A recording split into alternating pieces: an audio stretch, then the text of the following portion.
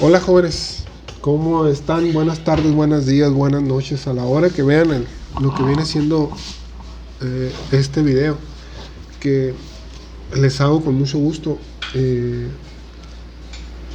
Al estar revisando lo que vienen siendo las respuestas de los videos anteriores que estuvimos realizando, voy a hacer como 2 o 3 videos de esta retroalimentación. Pero hay algo muy importante que quiero contarles. Me avisaron de la administración que les comunicara a ustedes que todavía hay inscripciones para este grupo en el que ustedes están. Todavía caben 2 o 3 personas más. Si ustedes quieren invitar a algún compañero, amigo, conocido o a alguien, pues invítenlo a lo que viene siendo el curso. Todavía hay cupo. Hay inscripciones todavía, creo que hasta la otra semana, para ver si alguien conocido, amigo de ustedes se quiere inscribir. Y adelante, con mucho gusto lo ponemos al día. Volviendo a lo que viene siendo las preguntas, quiero dejar algo muy en claro en lo que viene siendo esto. Prácticamente, ¿qué viene siendo el sistema eléctrico de nuestro automóvil? El sistema eléctrico del automóvil está diseñado con el objetivo de llevar oleadas de alto voltaje a lo que vienen siendo los cilindros o a las cámaras de compresión de nuestro motor de combustión interna. Elevar el bajo voltaje de la batería de 12 voltios, convertirlo en 24.000, 64.000 voltios, ¿sí? O sea, elevar ese pequeño voltaje por medio de un transformador que nosotros conocemos como bobina, elevarlo y llevarlo hacia la cámara de combustión, para que en la cámara de combustión pueda generar lo que viene siendo el tercer tiempo de nuestro motor de combustión interna, lo que viene siendo el tiempo de fuerza o potencia. Recuerda que el motor de combustión interna se va a basar en base a lo que viene siendo 4 eventos o 4 principios, que viene siendo admisión, compresión, fuerza y escape. Son 4 eventos. En el tercer evento, que es el tiempo de fuerza, es donde se involucra nuestro sistema eléctrico del automóvil, ¿sí? Que nos va a ayudar a incendiar esa mezcla de aire con combustible, que se le conoce como mezcla estiquiométrica, donde nosotros vemos lo que son los 14.7 porciones de aire por una de combustible. O sea que si nosotros tenemos lo que viene siendo un recipiente, vamos a suponer este botecito de cola loca que yo tengo aquí, si yo lo tuviera lleno de combustible, si yo lo tuviera lleno de combustible, ¿cuántos botecitos de este ocuparía yo para poder quemar este botecito lleno de gasolina? ¿Cuántos de aire ocuparía? Ocuparía 14.7 porciones de la misma cantidad de aire para que no se generara ningún tipo de residuo en lo que viene siendo esa combustión. Entonces, para esto me va a ayudar a mí lo que viene siendo la chispa de alto voltaje para incendiar la mezcla de aire con combustible, porque el motor de combustión interna a gasolina depende de lo que viene siendo el sistema eléctrico para incendiar esa mezcla o generar el tercer tiempo, que lo que es el motor diésel va a trabajar en base a lo que son los principios de compresión. Se va a generar una alta presión, se va a elevar la temperatura de la mezcla aire-combustible y va a explotar bajo la presión. Pero nuestro motor depende del sistema eléctrico a gasolina para poder funcionar. Más que nada, el automóvil lo vamos a dividir en varios sectores, que nosotros les vamos a llamar sistemas y subsistemas de lo que es el automóvil. Por ejemplo, componente principal número 1, motor de combustión interna, que es el que nos va a ayudar a generar movimiento del automóvil, tanto para adelante para atrás, lo vamos a poner así. Pero este motor de combustión interna depende de sus subsistemas para que pueda funcionar. Tenemos motor, que es un sistema, transmisión, suspensión, dirección, frenos, ¿sí? Esos son sistemas. pero tenemos subsistemas que ayudan a que esos sistemas funcionen, que generalmente el sistema eléctrico del automóvil está en todos, que son auxiliares para que funcionen correctamente bien. Por ejemplo, motor de combustión interna. Para que pueda funcionar y que todos los componentes, sistemas, puedan trabajar, se va a depender principalmente del motor de combustión interna. ¿Por qué? Porque el motor de combustión interna es el que va a generar el movimiento mecánico para que sea aprovechado por otro sistema de transmisión y de ahí a las ruedas, flecha, cardán, diferencial, piso. Pero en lo que viene siendo los subsistemas, debemos de tener en cuenta que estos subsistemas van a trabajar en ciertas características de operación. No todo el tiempo van a estar trabajando, ¿sí? Por ejemplo, muchos de los sensores automotrices, o los de los sensores, en este caso, motor de combustión interna, van a tener ciertos tipos de trabajos en diferentes fases de operación que le informarán a la computadora eléctricamente. Le van a informar a la computadora sensando un trabajo de movimiento mecánico, luz, temperatura. Le van a informar de lo que está pasando en el motor para que la computadora eléctricamente haga accionar unos componentes u otros componentes para que el movimiento mecánico del motor se estabilice o mejore. Debemos de tener en cuenta que el sistema de inyección electrónica de combustible está diseñado netamente para hacer que el motor de combustión interna sea amigable con el medio ambiente, o sea, que no contamine. Por lo tanto, dependemos de el sistema de inyección electrónica, que es controlado por una computadora, y esta computadora va a funcionar con energía que proviene directamente de la batería, ¿sí? Entonces, ahí está el sistema de inyección electrónica que va a ayudar a que el automóvil sea amigable. Muy bien, es amigable, pero yo le saqué, los ingenieros le sacaron provecho a eso. ¿De qué manera? Mayor potencia en lo que viene siendo el automóvil, mayor seguridad, tanto como para el exterior del automóvil e interior del automóvil, y se pudieron hacer otras cosas que no se pudieran hacer en años anteriores. Por ejemplo, hacer que tu automóvil se apague o prenda a mando a distancia por medio de una aplicación del teléfono, lo que ya lo estamos viendo. Tiene unos poquitos de errores ahí lo que viene de la aplicación de Ford, Chevrolet y Toyota, pero lo estamos haciendo por medio de un teléfono. Ojo, todo esto va a ser ya por otro tipo de comunicación, ya no va a ser por cable de cobre, es fibra óptica lo que se está manejando en lo que son señales de luz o de voltaje para activar o desactivar algunos componentes, pero algunos componentes eléctricos de vehículos nuevos trabajan con cable de cobre todavía. Bien, ¿a qué quiero llegar a esto, jóvenes? A que debemos de tener en cuenta y saber cómo funciona básicamente el motor de combustión interna. ¿Por qué? Porque el motor de combustión interna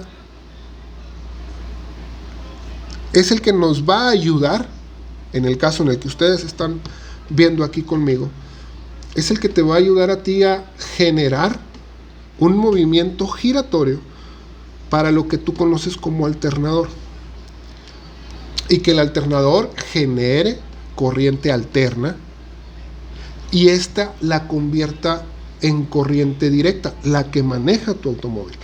Ojo, joven, el alternador produce más de 19 voltios, no produce 12 voltios, produce más de 19 voltios, pero en el alternador se encuentra una pequeña válvula o una pequeña válvula limitadora de presión, que solamente va a dejar pasar 14.3 voltios. Ojo, diferentes tipos de vehículo manejan diferentes fases de carga. Lo que conocemos como vehículos americanos o domésticos, Chevrolet, Ford y Chrysler, van a manejar voltajes arriba de 14.2 voltios en fase de carga, cuando el motor se encuentra en marcha mínima, ¿sí? 14.2, 14.20, 14.30 voltios. Vehículos europeos o asiáticos se van a manejar con voltajes de 1390, plena carga, marcha mínima. Ese es el voltaje que se va a manejar. Si uno de los vehículos domésticos o americanos, Chrysler, Ford o Chevrolet, te manejan voltajes de 1390, 14 voltios, ese alternador no carga, no está funcionando correctamente bien. Empiezas a darte cuenta que el motor de arranque se pone pesado, lo que viene siendo batalla para prender lo que viene siendo el automóvil, porque el alternador no está cargando. Porque debes de tener en cuenta que los componentes eléctricos y electrónicos del automóvil van a depender tanto como de la batería y del alternador.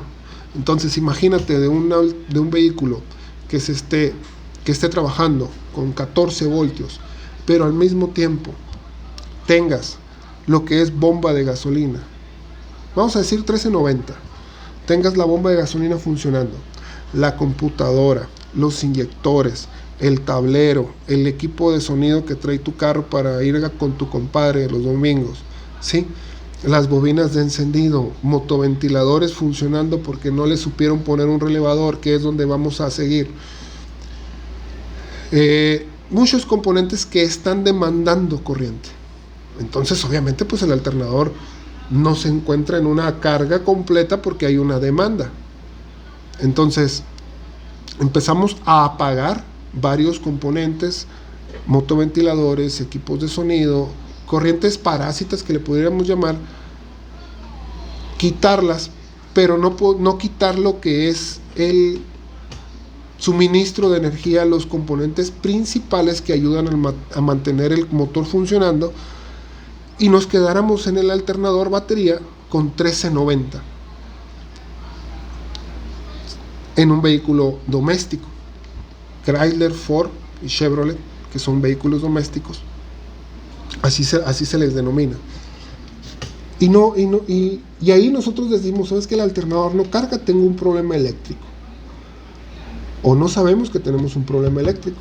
Pero en lo que son los componentes electrónicos, vamos a tener una limitante de presión, o sea, menos cantidad de presión y cantidad también. Por lo tanto, tus componentes van a trabajar deficientemente. ¿A qué me refiero? Bobinas de encendido, que te decía ahorita que trabajan con menos, 29.000, 14.000, 24.000 y 64.000 voltios, en lo que vienen siendo la llegada de la chispa a la cámara de combustión. Si tenemos voltajes deficientes, principalmente lo que viene siendo el sistema secundario de una bobina de encendido, o sea, por donde salta la chispa para poder llegar a la cámara de combustión, ahí vamos a tener una deficiencia de voltaje. Ya no van a llegar, por ejemplo, si a ese Dodge Neon le llegaban 24.000 voltios a la bujía, netamente así, directo a la cámara de combustión. Si tenemos un voltaje que no se está entregando completamente, ya no vamos a tener los 24.000 voltios, porque hay una deficiencia, o sea, no se están llegando. Acuérdate que hay otros componentes que le están quitando trabajo, le están pidiendo carga o trabajo para hacer trabajo, otros componentes. Y también lo que viene siendo, pues la bobina pues te está pidiendo su vamos a decir, su parte, su rajada del pastel, y la bobina no va a trabajar perfectamente bien.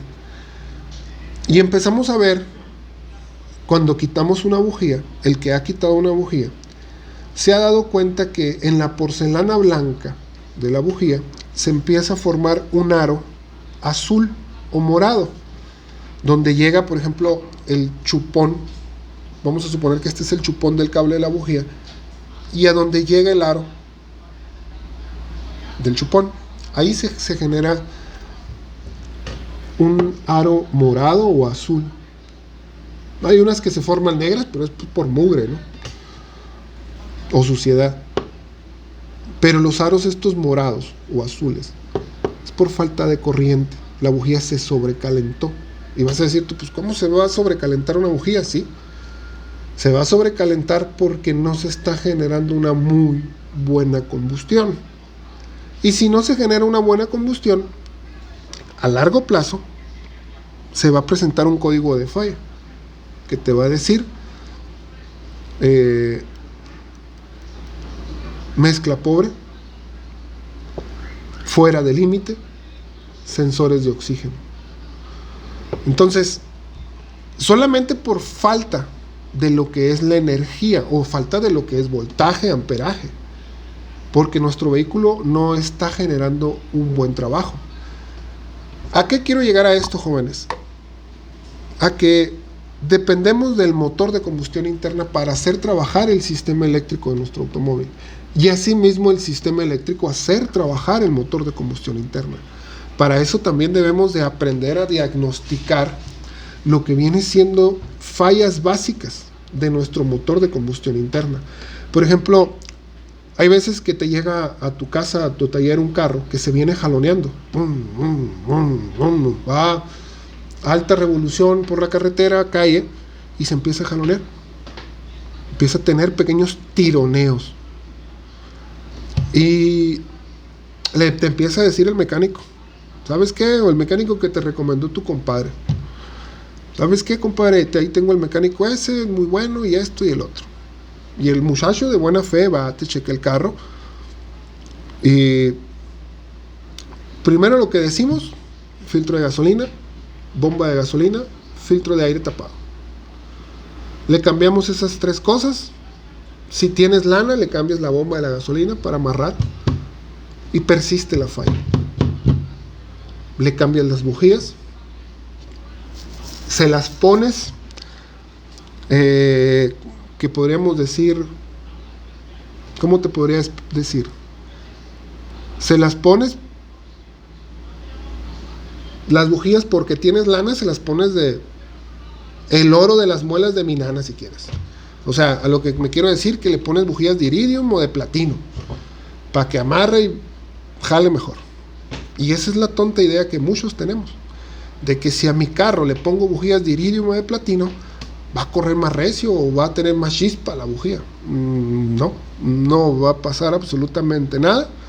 Si tu carro lleva bujías de cobre y le pusiste bujías de platino o de iridium, le pegaste en toda la torre. Gastaste dinero de oquis tirado a la basura. Y si al carro que llevaba bujías de platino le pusiste bujías de iridium, le pegaste en toda la torre y tiraste dinero a la basura. Porque acuérdate que son conductores eléctricos. Cobre, iridium y platino son conductores eléctricos. Por lo tanto, las bobinas, cables de bujía, son diseñadas para trabajar con ciertos materiales conductores. ¿Sí?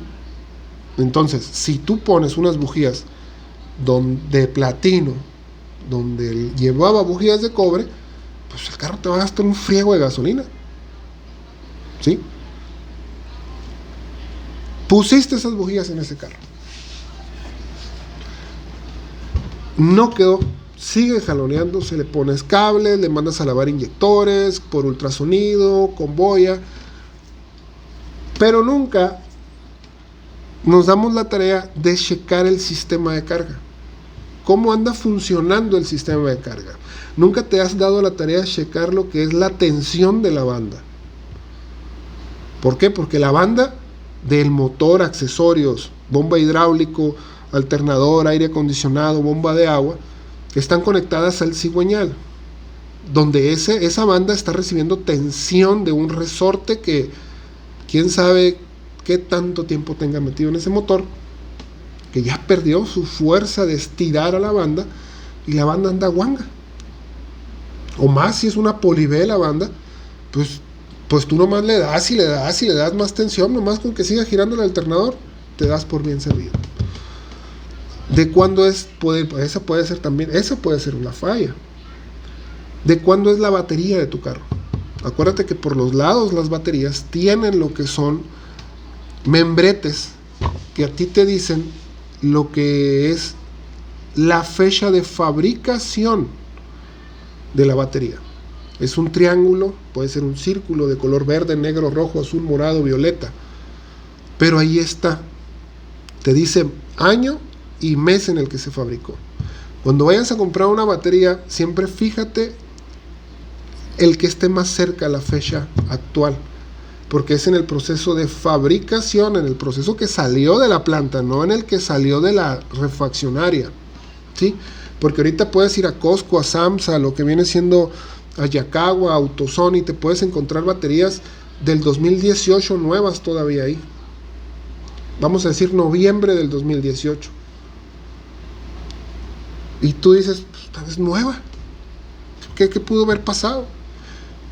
Lo que son las bolsas de peróxido de plomo, peróxido de zinc, que separan a cada una de esas bolsas, entran en proceso de caducación, se empiezan a degradar por el ácido de la batería y se le acorta el proceso de vida a lo que es el acumulador.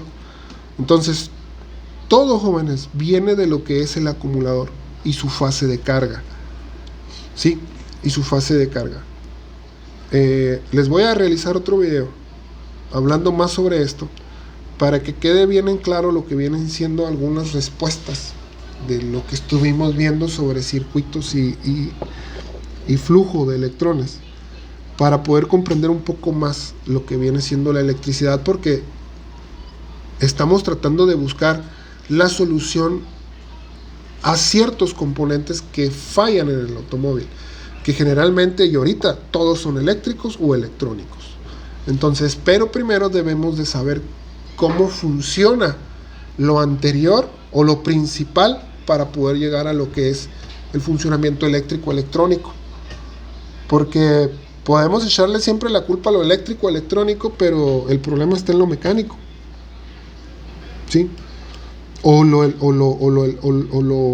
electrónico me está echando a perder lo mecánico, y yo queriendo arreglar fallas mecánicas, y el problema está en lo electrónico. Debes de también tener en cuenta que el full injection del automóvil, o la computadora que controla el full injection, está capacitada también para lo que viene siendo los ajustes y desgastes naturales del motor, porque acuérdate que el motor se desgasta, falta de cambios de aceite, afinaciones, etcétera, y se desgasta, pero la computadora va a contemplar esos desgastes. Sí, por ejemplo, acá atrás tengo, ahorita que estaba dando una clase de lo que viene siendo el sensor MAF, eso está monitoreando la cantidad de aire que está entrando hacia el interior del motor. ¿Y ese aire quién lo genera? Los pistones, ¿sí? Pero los pistones pueden tener fugas, ¿sí? Pueden tener pérdidas, también. Pueden jalar o succionar menos cantidad de aire, también, porque los anillos se desgastan los cilindros, las válvulas no sellan perfectamente bien, empaques de cabeza. Entonces, este sensor, el sensor MAF, va a fallar si está fallando la mecánica del motor, ¿sí? ¿Qué me detecta el sensor MAF? La cantidad de aire en gramos sobre segundo que está entrando al interior del motor. En base a esa información, lectura, ¿qué hace? La computadora calcula la cantidad de gasolina que se va a meter al motor. Adelanta o atrasa el tiempo del encendido para poder aprovechar al máximo la cantidad de aire que se está metiendo. Y también, obviamente, se tiene que contemplar siempre la temperatura del motor. Es muy importante para la computadora. Y hay muchos de tus amigos que traen los abanicos directos de sus carros, que porque les dijo el mecánico que para que no se calentara. Pues sí, no se calienta, nunca va a llegar al equilibrio térmico. El carro es la computadora, siempre va a andar bien loca diciéndole al inyector: ábrete más, ábrete más, ábrete más, mete más gasolina para poder calentar ese motor. Pero pues como el abanico está directo, nunca lo va a poder hacer. Y luego brinca el sensor de oxígeno. Sensor de oxígeno fuera del límite de trabajo, porque no se está pudiendo llegar a un ciclo de trabajo. Muy bien, jóvenes. Voy a realizarle otro video igual a este para poder contestar algunas de las preguntas o dudas que yo noté en lo que son las respuestas que me enviaron.